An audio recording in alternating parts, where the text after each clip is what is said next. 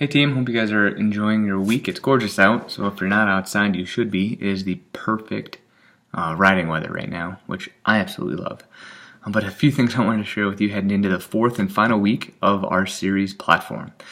David shared at staff meeting something that I wanted to pass on to you guys today. It was the story in the Bible of Jesus releasing his disciples two by two to go out and to be witness. And it wasn't the releasing point, it was the after everyone had left, they came back and they gave an account to Jesus about what had happened. And I think, and the point David brought up, and that I wanted to share with you guys, is we do such a good job of reaching people and equipping them and then releasing them. Sometimes we recruit a new volunteer and then we kind of give them the vision of this is our what we do, and then we put them in the spot and we release them to go be that role. But the importance was on the fact that they came back and they gave an account of what they had done. Jesus knew the importance of constantly teaching. While he was mentoring these men, these disciples, he was constantly teaching them. Up until the day he left this earth, he was teaching them. The last things he told them were commands, but it was a teaching moment. And so he was just constantly teaching, and I know that's something I try to incorporate a lot in my job and the people I talk to. Is I want to be a better teacher. I want to be a better coach for people. I want to be better at equipping them, but I don't want to just release them and say, okay, you're good now. Go do your job. I want to continue to coach them in that aspect. So the thing I wanted to share with you guys, and the question he asked us that I want to ask you guys are you being intentional and repetitive with your coaching? As leaders, are you being intentional and repetitive? Because there's some things that we're repetitive with. We have this routine and we do it every single day, but it's not really intentional towards coaching, building people up. But then there's some things that we're really intentional about, but we do it once or twice and then it kind of falls away. Are we doing anything as leaders of our teams that are intentional and repetitive? I know I want to get better at things that, like sending even just an encouraging text to you guys, or sending you some article, pass along some article I read that I just think you guys might enjoy or might be a good read. Or I want to be better at putting some of those things in my life. I want to be better at just asking people, how are you? How are things going? I want to be better at sharing victories. And not, those are the intentional things, but I want to be repetitive with them. And so, for you guys as leaders, are we being intentional and repetitive when we recruit this new volunteer and we cast that vision to them? We're here to make everyone feel welcome, engaged, and valued within guest services. We're here to show people who Jesus is as fountain springers.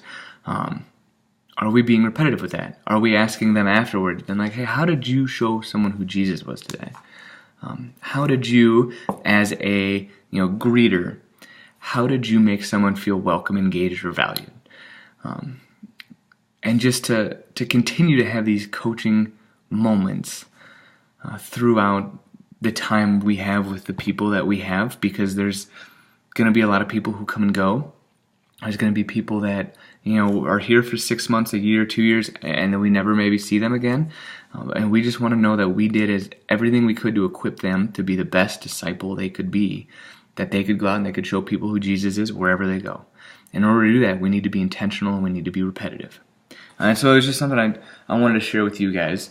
But that leads into my next question of, are we continuing to teach our teams? Are we continuing to evaluate and look and see, hey, where could we do better as a team? What are some areas that we could do better personally? And just, where are some areas we do better, but then also sharing the victory of how we have done. So I just wanted you guys to be thinking about that going into this weekend. A couple things for information. We are going to be handing out a church-wide survey this Sunday, and so there's a card. I had it. It's gone now. But at the doors, so the greeting team is going to have, at the doors, they're going to have a basket, and they're going to be handing each person, it's a survey card about that big, that during the hosting time, Todd is going to walk them through, and they're going to fill it out, and then they're going to put it in a seat back, and then we're probably going to have the ushers in between go grab them, and we'll collect them after everything is said and done. But so they'll get it right away at the door, they'll put it in the seat back when they're done, and then we'll collect them from the seat back. And it's just this church-wide survey. Just we want to ask some people some questions relating to church, how they feel about it, and then just some general questions to see that we are still in line with the heartbeat of Rapid City. We always want to make sure we can check the pulse and just make sure we're still, we're on the pulse of Rapid City, so we know where God is going and where He wants us to go, and it just helps us see that. Another big thing coming up, and most of you have gotten an email, is baptism. It's going to be the second and third week of November. So not this week, but next week. It's coming up pretty quick.